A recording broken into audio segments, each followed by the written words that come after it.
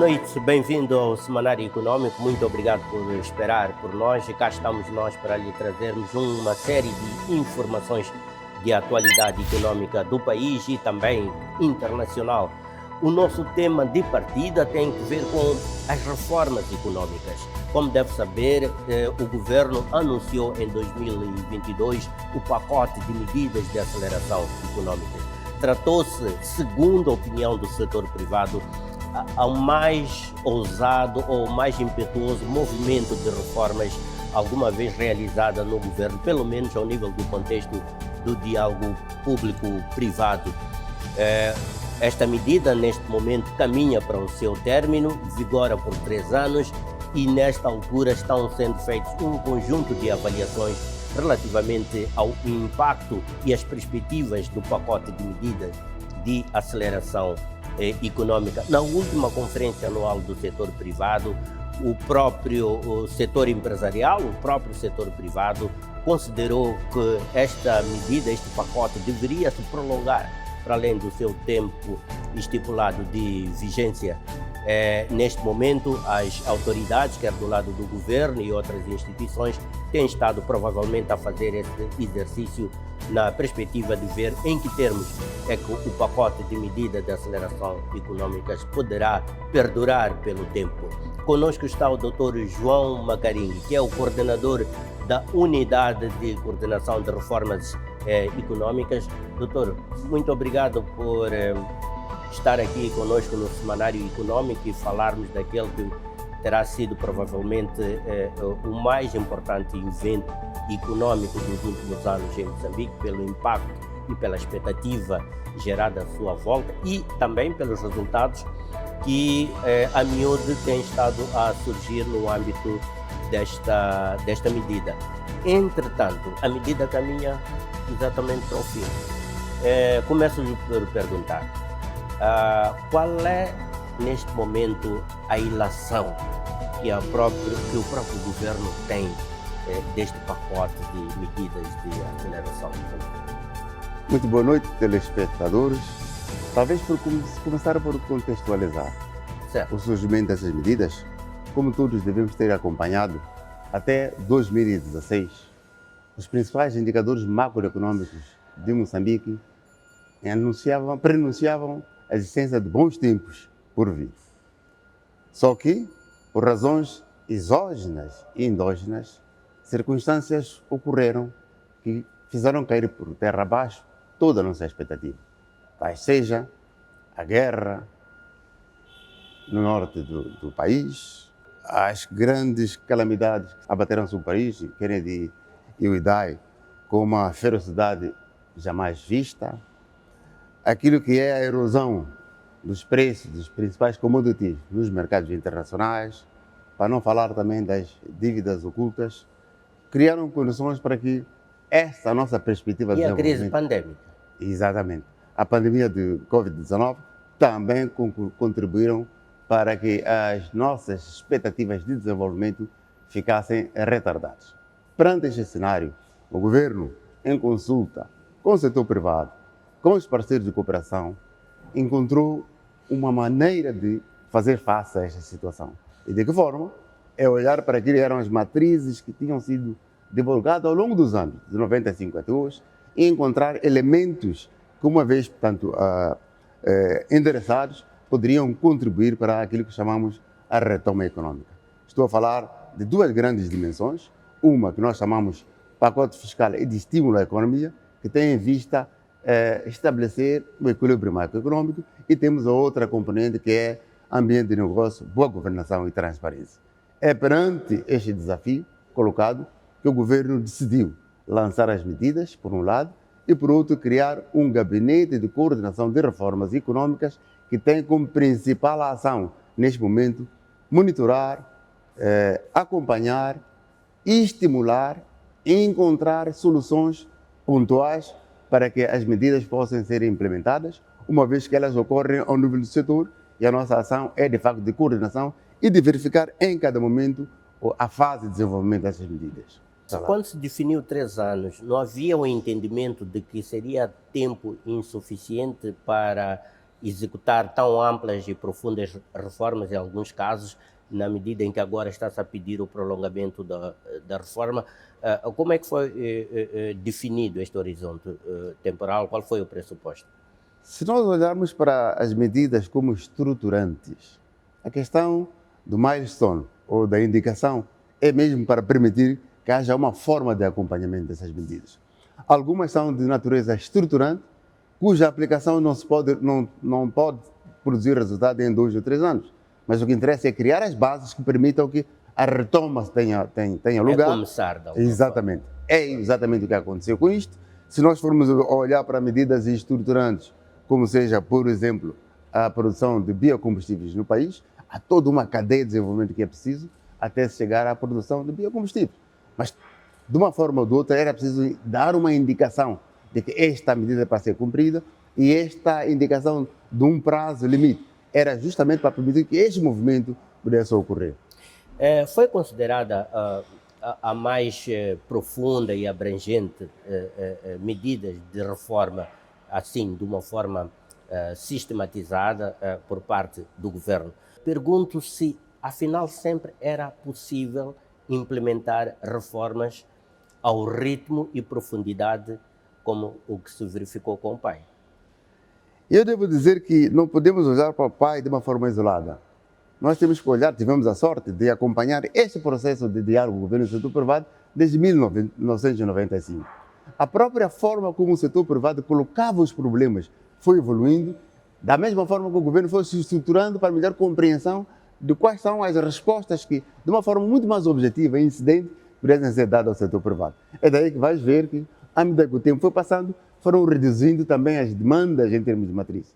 As primeiras matrizes apontavam um sem número de intervenções, que era difícil dar cumpro. Neste momento, estamos a trabalhar para um afinamento que permitiu que, por exemplo, tivessem sido identificadas essas 20 medidas. Umas no âmbito fiscal e outras na melhoria do ambiente de negócio. Podemos assumir que foi estabelecido uma benchmarking que daqui para frente o ritmo de reformas passará a ter como referência o PAI, o ritmo e a profundidade das reformas na sua execução. E eu quero acreditar que este exercício permitiu tirar ilações, não só para o setor privado que já se expressou, mas também o próprio governo está, neste momento, a fazer uma reflexão profunda do que é que significou, portanto, este movimento. E, em função disso, vai-se tomar aquilo que sejam os benchmarks para que futuras transformações possam ocorrer, seguindo, eventualmente, as mesmas inspirações, os mesmos carris que nós trilhamos para desenvolver o pacote de aceleração econômica. Então, João Macarengo, muito obrigado por estas questões de enquadramento. Já lá vamos analisar algumas das principais medidas, são 20 medidas, não vamos nos debruçar sobre todas, mas questões como o pacote fiscal, o IVISA, a contratação pública e a governação e toda a questão do combate à corrupção são temas que merecem uma análise um pouco mais cuidada da nossa parte, pelo que mais adiante no programa iremos nos ater a esses 4 aspectos que elegemos para analisar relativamente à implementação do PAI. Muito obrigado. Ficamos assim então com os temas mais de enquadramento relativamente àquilo que vamos desenvolver mais adiante neste programa, no nosso tema de fundo com o Dr. João Macarengo, ele que é o coordenador do Gabinete de Implementação de Reformas Econômicas. Para já, deixe-lhe ficar, entretanto, com o título dos temas informativos preparados para esta edição do Semanário Econômico.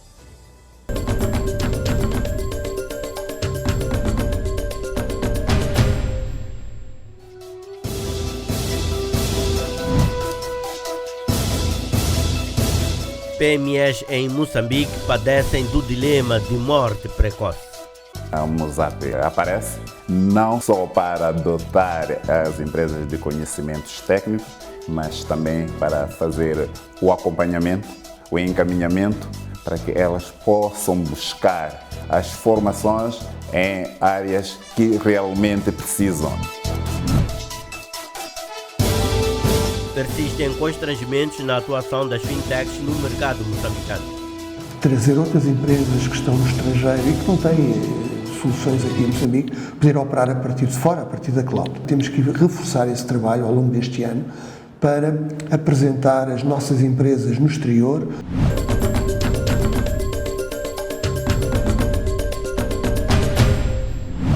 As fintechs nacionais clamam por melhores condições para florescer a sua atividade, querem, por exemplo, melhorias regulamentares que possam permitir um maior dinamismo, uma maior versatilidade no exercício das suas atividades no mercado moçambicano.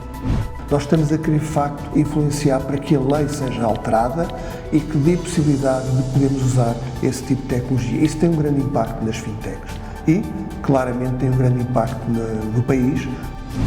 Cresce a consciência de que as micro, pequenas e médias empresas precisam de desenvolver suas valências, suas competências, independentemente da sua prestação junto dos chamados megaprojetos, na medida em que as oportunidades neste momento disponíveis para as micro, pequenas e médias empresas vão para muito além do que aquelas ao nível do setor do petróleo e gás.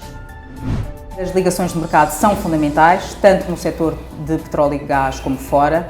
Portanto, também referir que estas oportunidades não virão apenas do setor de petróleo e gás, mas sim de outros setores. Portanto, é importante as empresas estarem preparadas para competir em todos os setores, não só este setor de petróleo e gás.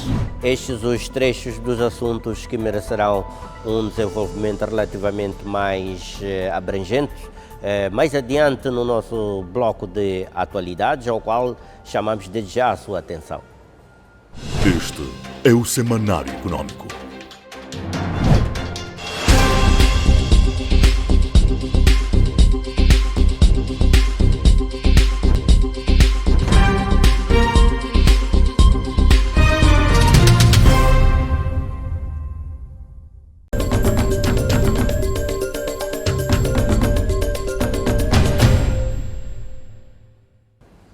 As micro, pequenas e médias empresas devem se preocupar também em elevar a sua competitividade, não apenas olhando para a elegibilidade de prestação de serviços na cadeia de valor da emergente indústria de petróleo e gás em Moçambique, mas também olhando para outros setores igualmente atrativos e desejosos de uma maior participação das pequenas e médias empresas. No seu alerta, o projeto Mozap, empresa especialista no treinamento das micro, pequenas e médias empresas em padrões de qualidade, destaca que apostar na certificação aumenta a competitividade nas empresas nos concursos de fornecimento de bens e serviços providos por companhias internacionais. A morte, diga, súbita que estão sujeitas as micro, pequenas e médias empresas é uma realidade que prevalece nas condições atuais do mercado nacional. E isto é um desafio muito grande porque esta indústria procura fornecedores que estão no mercado para ficar e para ter uma relação contínua. E quando uma empresa não tem garantia de sustentabilidade e de crescimento, ela dificilmente pode ganhar um contrato nesta indústria. Então, esses são os desafios que nós identificamos. Já calibrada no relacionamento com as micro, pequenas e médias empresas, a Mozap usou as conclusões do diagnóstico para desenhar soluções determinantes para a sustentabilidade e durabilidade dos negócios das pequenas firmas nacionais. Capacitando as pequenas e médias empresas sobre as boas práticas de gestão, sobre o funcionamento do negócio, dotá-las de maior conhecimento sobre o negócio, elas podem sim, porque algumas já têm competências técnicas, mas falta a questão de gestão. Desenvolver e sustentar negócios exige planeamento e estratégias. Muitas das vezes passa necessariamente pela inteligência no estabelecimento de parcerias que criam capacidade para aceder a projetos de companhias internacionais, regra geral, bastante exigentes nos serviços e produtos que procuram. Esta indústria, ela às vezes exige um capital intensivo, o que às vezes pode dificultar que uma única empresa sozinha consiga responder àquilo que é uma encomenda de uma empresa da indústria. Então, a questão de parcerias é extremamente importante. É importante que as empresas moçambicanas tenham esta cultura, esta apetência de estabelecer parceria para poderem participar e responderem às oportunidades que emergem na indústria, que pela sua dimensão uma única empresa sozinha não seria capaz de responder. Muitas das vezes, quando falamos de parcerias, olhamos para a parceria entre uma empresa estrangeira e uma empresa moçambicana. E não buscamos parceiros localmente. O que nós temos vindo a dizer às empresas que participam das nossas formações é que é possível ter um parceiro forte e estratégico localmente e tem a vantagem de que é aquele que você melhor conhece. Porque o déficit de sustentabilidade registra-se um pouco por todo o país, a Mozap prepara-se para entrar noutras regiões, fora de Cabo Delgado e Maputo, províncias que atualmente concentram a maior parte das suas atividades de capacitação empresarial, e Nampula está na mira da Mozap. Que é que as PMEs estão a evoluir, o mercado também está a evoluir, portanto temos que continuar a fazer recorrentemente esta análise das necessidades, dos desafios e tentarmos encontrar então produtos e serviços que possam ajudar as pequenas e médias empresas moçambicanas a poderem responder a estes desafios. As ligações de mercado são fundamentais, tanto no setor de petróleo e gás como fora. Portanto, também referir que estas oportunidades não virão apenas do setor de petróleo e gás, mas sim de outros setores. Portanto, é importante as empresas estarem preparadas para competir em todos os setores, não só este setor de petróleo e gás. Para ter o feedback sobre o impacto que seus programas de capacitação empresarial estão a surtir no mercado, a Mozap realizou um inquérito com 140 empresas. O estudo revelou no final que cerca de 90 a 98% das empresas inquiridas assinalaram total satisfação sobre o desempenho da Mozap e 88% relataram melhorias nas operações globais. Em mais de 3 anos de início dos seus programas, a Mozap formou cerca de 7.000 empresas, representando mais de 250 formações realizadas presencial ou virtualmente. As fintechs, empresas de tecnologia aplicada à área financeira, querem sair da disrupção para a irrupção.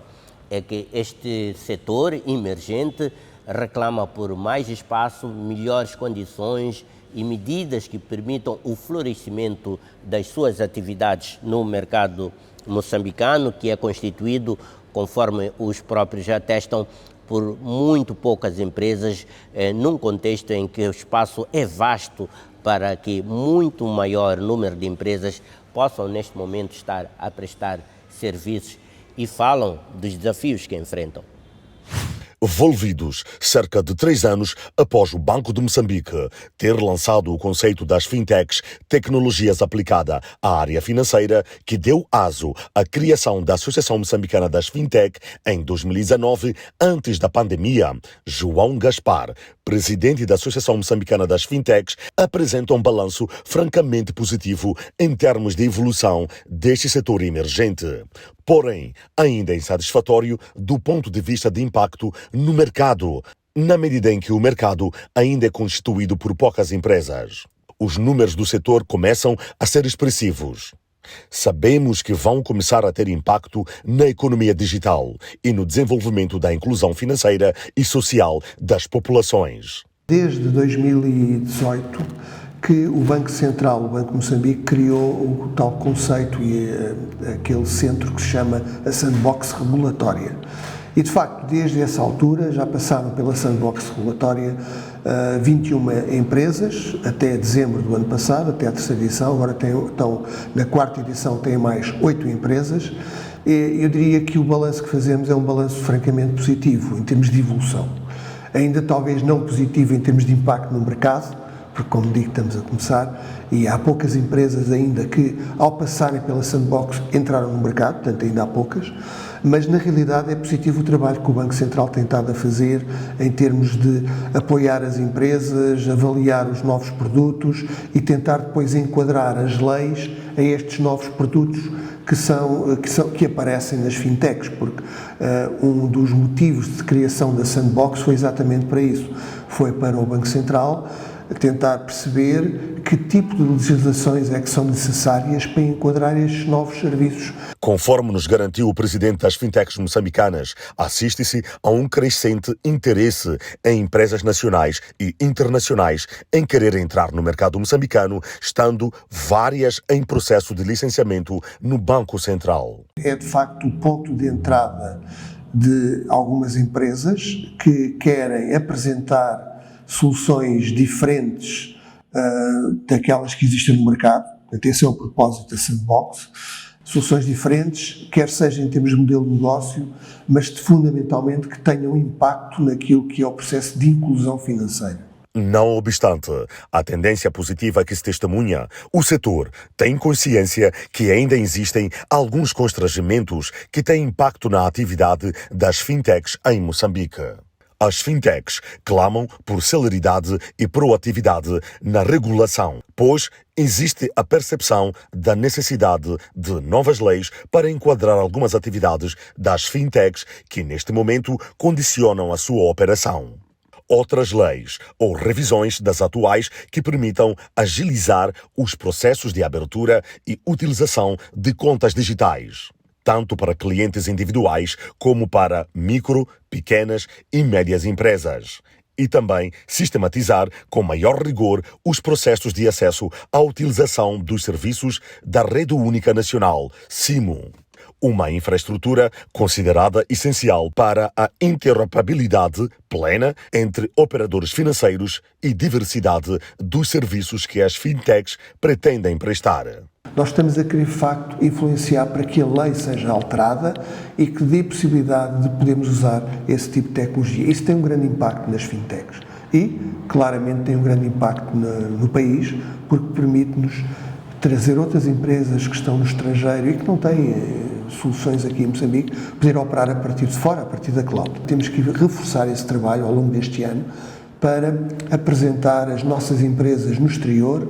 Estamos a trabalhar com microbancos, fundamentalmente com microbancos e para soluções muito particulares com o foco em zonas mais desprotegidas e de menos serviços financeiros, como por exemplo a zona norte do país, zonas de conflito. Há alguns projetos que estão a ser montados com fintechs e com microbancos ou com ONGs para de facto potenciar maiores serviços financeiros e trazer mais integração e inclusão financeira para essas populações em zonas mais desprotegidas. Importa ainda rever os condicionalismos de utilização de infraestruturas informáticas em cloud no estrangeiro para o processamento de transações financeiras. Esta condicionante tem impacto na inovação de serviços, na segurança de soluções e nos custos que influenciam as comissões pagas pelo cliente final. Esta questão do uso de soluções em cloud é considerada um fator determinante para a competitividade, quer a nível nacional, mas também, como país, a nível internacional. Para a Associação Moçambicana das Fintechs, considerando o término da primeira Estratégia Nacional de Inclusão Financeira, que durou 6 anos, importa agora lançar novas medidas estratégicas para acelerar a adoção e o uso dos serviços financeiros digitais. Instado a especificar os desafios, João Gaspar apontou 3 grandes áreas que são obstáculos a um desenvolvimento mais acelerado das fintechs em Moçambique. Não estou satisfeito. Acho que se pode fazer muito mais e tem que se fazer muito mais. Não é pode, é tem mesmo que se fazer muito mais em prol daquilo que é o desenvolvimento da economia digital de um país e da inclusão financeira, que é um grande desafio que temos e que é um desígnio governamental, do Estado, de todos nós, que é trazer mais moçambicanos para dentro do setor formal económico, através de contas móveis, através de contas bancárias, participar mais na chamada economia digital, transformar os meios de pagamento e os meios de uso de dinheiro físico em processos digitais.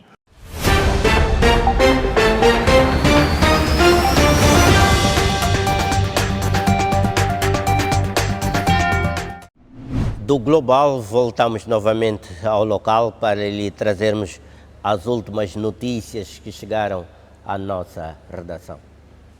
O Instituto Nacional do Mar, INAMAR, revela que a estratégia de vigilância conjunta das águas territoriais moçambicanas, no contexto da cooperação com o Comitê do Oceano Índico, COI, é ineficaz no combate à pesca ilegal do atum na zona econômica exclusiva. Os prejuízos decorrentes da incapacidade de Moçambique de combater a pesca ilegal ascendem os $60 milhões anuais. Vigiar as zonas de pesca do atum representa um grande desafio para Moçambique. Exige recursos de que o país não dispõe para proteger a sua zona econômica exclusiva. O Estado perde praticamente $60 milhões ano. Isso foi um estudo feito pela União Europeia, que Moçambique está a perder por não estar a fazer fiscalização da pesca a nível da zona econômica exclusiva. Porque está a entrar muitas embarcações atuneiras, entram e saem sem fazer descargas, nem serem fiscalizados. Mas a pesca ilegal do atum e a falta de meios para seu combate não constituem problemas exclusivos de Moçambique. Preocupam igualmente outros países do Comitê do Oceano Índico, organização à qual Moçambique faz parte. Entretanto, no contexto do COI, existe um acordo que permite que países sem dinheiro e nem meios, como Moçambique, partilhem as despesas para custearem as operações de vigilância marítima. As vias regionais Moçambique tira uma parte do valor. Quando o barco vem fazer a fiscalização cá nas nossas águas, usamos o nosso valor. E aí é fácil não termos muito, porque a gente fica aqui 5 dias, já não ficamos 10. Mas o mesmo fiscal que está na mesma embarcação faz a nível regional. Contudo, a vigilância baseada na partilha de meios está a revelar-se ineficaz, o que faz com que Moçambique continue a registrar a pesca ilegal do atum. Estamos a seguir a pesca ilegal numa vertente, mas eles também têm as suas artimanhas, trocam de cenários, podem estar a pescar agora na zona sul, nós já atacamos na zona sul, enquanto estão no norte. Para dizer que não existe é impossível de detectar, porque não é fácil ver quantas embarcações estão, nenhum país sabe quantas embarcações estão a fazer pesca ilegal. A INAMAR acredita que o alto valor do atum no mercado internacional, $14 por quilo, aguça a coragem dos praticantes a violarem a fronteira marítima nacional. As embarcações de países asiáticos são reincidentes nessas infrações. As perdas anuais são estimadas em $60 milhões. Dados disponíveis estimam em 1 milhão de toneladas o volume de atum anualmente pescado no Oceano Índico. Esta cifra representa 24% da produção mundial. A parte ocidental do Oceano Índico, a qual Moçambique faz parte, contribui com 80% do total das capturas anuais. Com cerca de $60 milhões anuais, a pesca do atum contribui com cerca de $100 milhões anuais. A pesca de atum contribui com cerca de 4% no produto interno de Moçambique. A pesca do atum em Moçambique é praticada por embarcações de empresas estrangeiras, nomeadamente União Europeia, Japão, Coreia e Taiwan. Ficamos por aqui relativamente ao nosso segmento noticioso. Vamos fazer uma breve pausa agora. Logo a seguir voltaremos para o nosso tema de fundo, que conforme anunciamos vamos passar em revista o pacote de medidas de aceleração econômica, o BAE. Vamos tentar compreender os termos daquilo que tem sido referido nos últimos tempos, que é o prolongamento deste pacote que foi feito pelo setor privado, desde logo a quando da realização da 19ª Conferência Anual do Setor Privado. Mas os motivos para nos debruçarmos sobre este assunto são muito mais do que esses, pelo que convido-lhe a prestar atenção. Logo a seguir ao intervalo, Dr. João Macarim está conosco para examinarmos o pacote de medidas de aceleração econômica.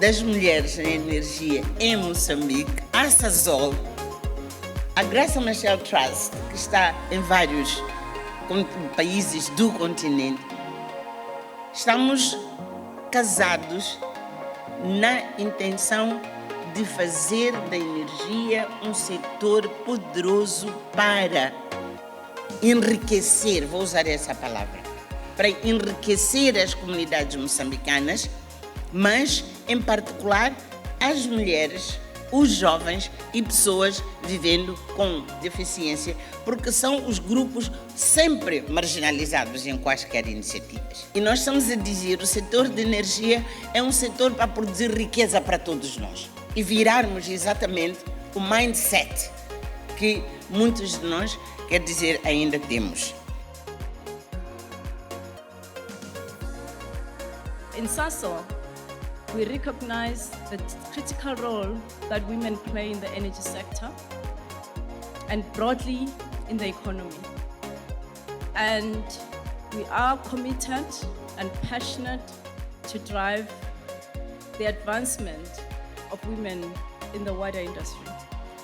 And to do so, we are creating an enabling environment that is conducive for us to leverage the diverse skills of our people.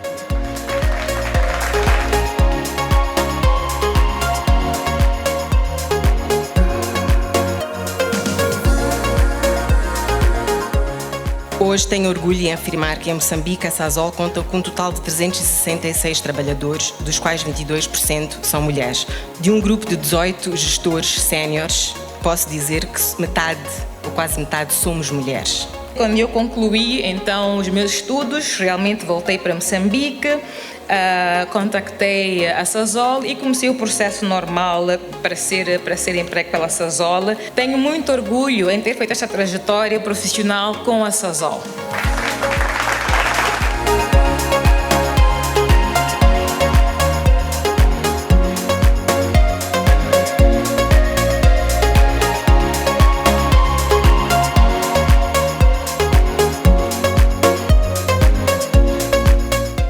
The importance of this event is for women SMEs to participate extensively in the value chain and especially in the energy value chain. Na conferência eu percebi que é possível passar por esses desafios, é possível continuar, é possível chegar naquilo que é a sua posição, é possível alcançar o seu sonho.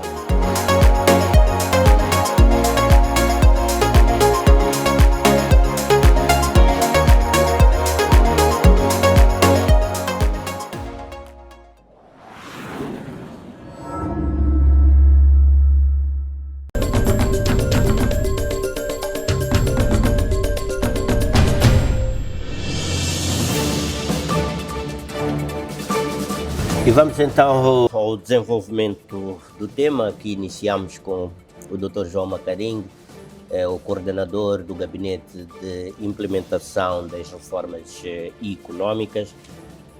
Doutor, fizemos as questões de enquadramento, olhamos aspectos estratégicos fundamentais à volta do PAI. Mesmo porque nesta altura, em face até da proximidade do novo ciclo de governação, também há questões que começam a surgir relativamente ao futuro desta iniciativa. Durante a conferência anual do setor privado, em alto e bom tom, o setor privado solicitou a continuidade, o prolongamento do pacote de medidas de aceleração econômica. Do ponto de vista do governo, qual é a reflexão concreta que existe? É ou não é possível prolongar o PAI? Se sim, em que termos? Se não, como é que fica o PAI? Bom, muito obrigado por esta pergunta, tem sido reincidente nos últimos tempos. O que nós temos estado a responder é que nós estamos a falar de um pacote de estímulo à economia, que tem em vista restabelecer o equilíbrio macroeconômico, trazer a economia para o carris de desenvolvimento, que tem como fim último o bem-estar, o desenvolvimento econômico e sustentável da nossa economia. Olhando nessa perspectiva, a percepção e a convicção que nós temos é que qualquer que seja a nova modalidade de governação que vier, vai ter como fim último o desenvolvimento macroeconômico, a estabilidade econômica, o bem-estar, a democracia e essas coisas. Nesta linha de pensamento, nós julgamos que temos que olhar para os dois grandes parâmetros em que assentam essas medidas. Aquilo que é a estabilidade macroeconômica é alcançada através das reformas feitas em sede do IVA. As transformações foram operadas, isto é, a revisão legal, a regulamentação e o processo de implementação. Estamos agora numa fase em que o próprio setor privado vem dizer que, olha, essa medida para ser mais profícua devia ter abarcado este mais aquele aspecto. Isso significa que estamos a falar não de questionamento da essência da medida, mas sim da necessidade de torná-la muito mais efetiva. É nessa base que nós temos a plena convicção de que elas têm força própria para se manter no desenvolvimento da sua implementação. A segunda componente, que é importante também, é aquela que diz respeito à estabilidade macroeconômica, já dissemos isso, mas temos a democracia, temos o ambiente de negócio e a boa governação. Esses são apetrechos básicos para qualquer, portanto, governo que se preze, que tenha, portanto, interesse em ver os seus objetivos como governo alcançar. Então, nessa perspectiva, nós temos a plena convicção de que uma análise fria do processo poderá induzir ou poderá concluir pela revalidação, pela inserção desta atividade como esta ou outra designação, mas que a essencialidade desta medida é necessária. Nós temos a plena convicção que os resultados atestam para a necessidade de se continuar a profilar nesse trabalho. Bem, uma das questões que têm sido levantadas na execução de uma série de medidas governamentais tem que ver com a sua sustentabilidade. A percepção de que as mesmas começam, mas depois, a dada altura, perdem o fôlego e essas medidas desaparecem do Senado. No caso concreto do PAI, aonde reside a sua sustentabilidade? E que garantias é que temos que, independentemente do ciclo governativo, mesmo porque certas medidas são de longo alcance, estas medidas vão manter o seu ímpeto, a sua eficácia e vão procurando crescentemente maximizar o seu alcance? Essas medidas têm um condão bastante interessante. Elas todas assentam sobre o interesse de alavancar o desenvolvimento econômico via setor privado. Portanto, o setor privado é a base de sustentação dessas medidas. É por isso que é o próprio setor privado que faz o impulso para que elas ocorram. Nessa perspectiva, o setor privado não muda. Muda o governo, mas o setor privado mantém-se. E o setor privado tem uma visão muito clara sobre o desenvolvimento econômico. O governo faz as políticas que enquadram esta vontade de permitir que o setor privado possa elaborar, possa contribuir para o seu desenvolvimento econômico. É nessa base que nós temos a plena convicção que essas medidas, tendo emergido do próprio setor privado, resultado daquilo que foram as inspirações do setor privado ao longo do tempo, nós temos a plena convicção. Mas quem tem que tomar as medidas, sejam de natureza legislativa, quer sejam de natureza de políticas, é o governo. Com certeza, mas o governo não toma as medidas nem de política, nem de legislativa, assim como se atira a moeda ao ar. Ela tem que se esperar alguma coisa. E a base de inspiração é a necessidade de pôr o setor privado a elaborar. Posso concluir que depende mais do setor privado, a continuidade do pai, do que da vontade do governo? O setor privado tem a sua parte e o governo, naturalmente, terá a sua parte. Mas essas partes conjugadas é que concorrem para o desenvolvimento econômico do país. Neste momento, é fácil da experiência com o pai. E havendo todo este clamor, que não é só de Moçambique, os últimos estudos internacionais sobre perspectivas de crescimento, de desenvolvimento socioeconômico, apontam isso mesmo, que os governos têm que reformar cada vez mais e cada vez mais rápido. Do ponto de vista da experiência do pai, o que acha que esta iniciativa pode deixar como um legado para que se mantenha, para que se sedimente uma atitude de reformas contínuas, de adequação contínua do ponto de vista de políticas econômicas, com enfoque no desenvolvimento do setor privado, como esteve aqui a desenvolver? Qual é o legado que existe neste momento? Eu devo dizer que, como teria feito referência, há duas grandes balizas em que se enquadram essas medidas. A primeira já fiz, que é o pacote fiscal, a outra é ambiente de negócio, boa governação e transferência. O que é o ambiente de negócio? O ambiente de negócio diz respeito a toda a conjuntura, todo o circunstancialismo em que se envolve as atividades do setor privado. Quer sob o ponto de legislação, quer sob o ponto de vista da própria implementação, quer sob o ponto de vista da posição dos funcionários perante aquilo que é o papel do setor privado. Então, nesta perspectiva, eu tenho a plena convicção de que, usando o setor privado como motor para o desenvolvimento, tudo leva a crer que serão conjugados esforços para permitir que esta ação possa continuar. Então, o que tem estado a ser observado ao longo dos anos é que há iniciativas setoriais de modernização, por exemplo, mas essas iniciativas muitas vezes não se comunicam entre elas. E o grande condão que traz este gabinete de coordenação é permitir a comunicabilidade dos sistemas. É porque estamos a falar, por exemplo, do EBAU, que é um processo que já existe há muito tempo. Mas o que é que traz de novo? Traz o portal que permita que, através do EBAU, possa ter acesso à certidão negativa de nome, possa ter acesso à noite, possa ter acesso a demais atividades que ocorrem ao nível dos diferentes setores. É colocar os setores do governo a comunicar de uma forma digital. Tocando mesmo nesse aspecto, qual foi, na sua opinião, o contributo que o pai deu na perspectiva de melhorar um dos aspectos que tem sido também apontado como de fragilidade na ação governativa, que é a questão da articulação institucional na implementação das medidas. Na medida em que, passa a redundância, o PAI é um pacote que abrange uma série de setores da administração pública. Tendo em conta esta crítica, se quisermos, qual é a experiência que o PAI deixa para minimização dessa questão de articulação institucional na implementação de medidas governamentais? O primeiro ponto de partida para responder a isso foi a forma como arrancou a dinâmica de desenvolvimento e implementação das medidas.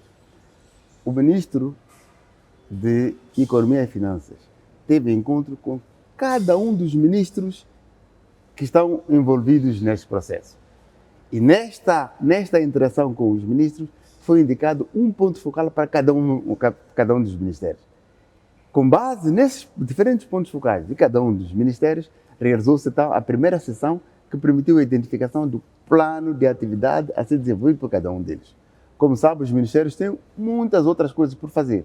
E então a indicação de um ponto focal, que de uma forma bastante focalizada, se cuida do aspecto que diz respeito à interação na dinâmica da melhoria do ambiente de negócio, contribuiu bastante. Foi uma grande ilação que nós tivemos.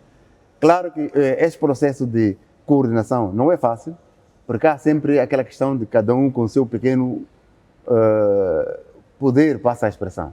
Mas a necessidade de olhar para aquilo que é o interesse nacional suplantou de grande forma aquilo que é a pressão de cada uma das pessoas. Estou preocupado com a sustentabilidade. Essa experiência tem condições de se manter no futuro? E eu julgo que sim, porque os bons exemplos, as boas experiências, naturalmente devem prevalecer. Para além daquilo que seja a vida útil normativa da pessoa que, no dado momento, tenha feito a aplicação dessa medida. Eu tenho a convicção de que há condições para replicar este modelo, tendo em conta os resultados que ele mostrou. Qual foi o principal desafio da implementação do PAI para quem esteve a coordenar a sua implementação? O primeiro grande desafio que nós tivemos tem a ver com os recursos. Todas essas medidas demandam recursos. E como sabem, as atividades ocorrem no nível dos setores. O pressuposto é que cada setor, no seu orçamento, tivesse capacidade de realizar essa atividade. Mas como é conhecido o constrangimento orçamental que todos nós enfrentamos, era preciso encontrar uma forma extra de buscar recursos para alimentar essas atividades. É daí que o papel da cooperação, o papel de apoio dos outros setores contribuiu bastante para a materialização disto. Nós, quando começamos, de facto, tínhamos algumas dificuldades. Batemos a porta ao Banco Mundial, batemos ao Banco Africano de Desenvolvimento, ao ZEID, à União Europeia, a um outro conjunto de doadores que operam, ou parceiros de cooperação que operam neste país. Mas o que acontece é que a experiência revela que, enquanto não houver nada tangível, nada concreto, dificilmente captas a atenção desses parceiros.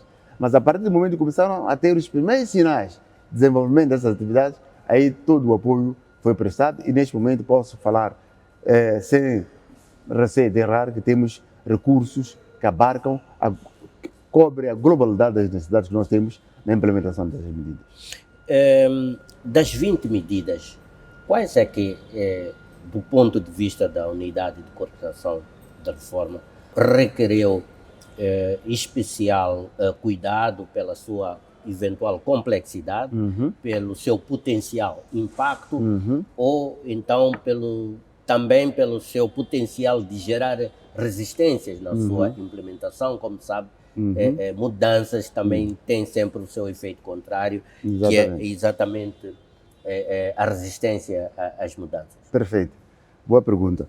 O que nós fizemos foi catalogar essas medidas em duas grandes dimensões. Uma que nós chamávamos quick wins, cujo resultado era possível conseguir com alguma facilidade, e as outras, aquelas cujo impacto repercutiria por mais tempo no processo de desenvolvimento. Então, o que é que nós elegemos neste caso, nas medidas de longo prazo? Tivemos, por exemplo, o e-Visa, que é a medida 13. O e-Visa catalogamos como complexa porque envolve o Ministério do Interior, envolve o Ministério dos Negócios Estrangeiros, envolve o Ministério do Turismo. A coordenação dessas 13 instituições para alinhamento daquilo que era a visão estratégica sobre essa medida levou algum tempo e requeriu algum consumo de energia. Era preciso identificar, por exemplo, os países que acabaram sendo beneficiados de isenção. Era preciso trabalhar na própria plataforma de modo a assegurar que fosse possível a aplicação através do portal e ter-se, portanto, a autorização prévia para depois ter os passos subsequentes. Era preciso fazer o treinamento e colocar os recursos necessários para a prossecução desse grande objetivo. Essa foi uma medida desafiante, mas foi uma das primeiras que foi aplaudida, quer no plano interno, quer no plano internacional, representando um grande avanço no que respeita à captação de investimento para o país e, acima de tudo, naquilo que é a atração do país como destino de investimento. Mesmo para concluir, volto eventualmente à questão inicial, depois da reflexão que fizemos até este momento. Moçambique tem ou não tem condições de manter este ímpeto reformista, esta dinâmica reformista, sobretudo com um enfoque nos setores produtivos, como se referiu? O PAI é um pacote de estímulo à economia e, mais do que nunca, a nossa economia está a precisar deste estímulo, está a precisar deste acarinhamento. Como é que isto tudo vai ser continuado? Eu devo dizer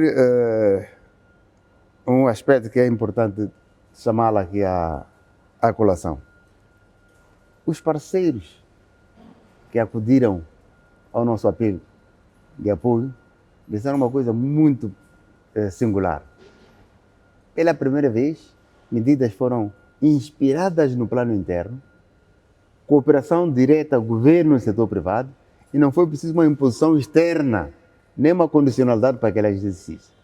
Se tomarmos em conta esta grande realidade, de que elas foram inspiradas internamente e resultam de análise concreta e objetiva dos constrangimentos que o país enfrenta, quero acreditar que, de facto, tenhamos condições para manter esse ritmo, de modo a assegurar que mais etapas possam ser concluídas no sentido de consolidar o nosso desenvolvimento e criar as bases para que o setor privado possa efetivamente desempenhar o seu papel. Dr. João Macarim, obrigado por estar aqui no Semanário Econômico, fazermos esta análise ao pacote de medidas de aceleração econômica. Esperamos que a economia esteja efetivamente acelerada. Os últimos dados têm mostrado uma tendência de crescimento da economia e a isso muito se atribui ao papel deste pacote de medidas, e cá estaremos para acompanhar a sua longevidade, o seu alcance a médio e longo prazo. Muito obrigado. Estamos dispostos, continuamos a trabalhar e o apoio da comunicação é fundamental para que as pessoas tenham conhecimento do que está a ser feito e quais são os esforços que devem ser ainda redobrados. Muito obrigado. Obrigado. Fizemos assim esta análise ao pacote de medidas de aceleração econômica, um exercício que, aliás, também foi feito ao nível da conferência anual do setor privado. Há de se recordar que esta conferência teve exatamente como mote o pacote de medidas de aceleração econômica. Tentamos perceber alguns aspectos que nos parecem relevantes e críticos analisar, tendo em conta a aspiração existente de que há necessidade de se manter um certo dinamismo, uma certa versatilidade por parte do governo e também do setor privado na execução de reformas econômicas. O Semanário Econômico vai agora para uma breve pausa e eu volto logo a seguir. Até já.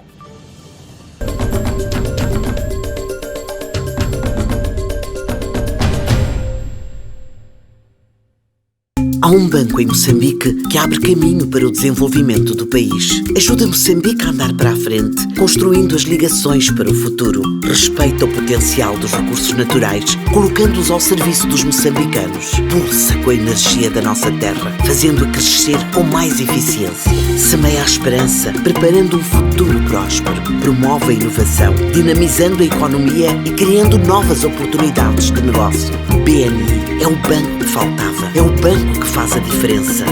BNI, milhões de braços, uma só força.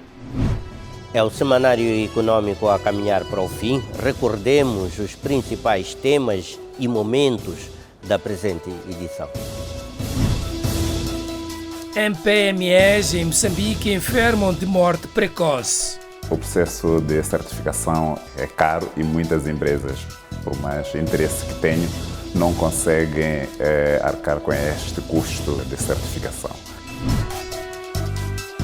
Persistem constrangimentos na atuação das fintechs no mercado moçambicano.